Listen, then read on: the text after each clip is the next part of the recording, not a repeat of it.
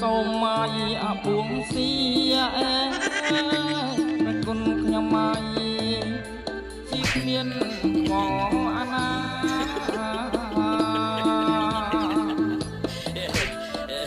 សូមមកអាពួងសៀ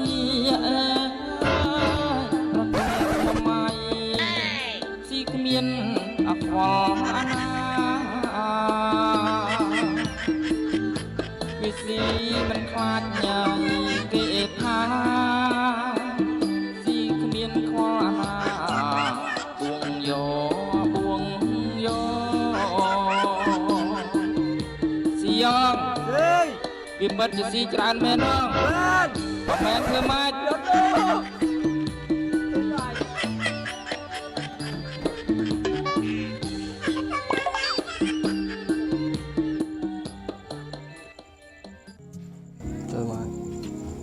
ពួកម៉ាក់គ្នារាប់ឆ្នាំគ្រាន់តែអីស៊ីតិច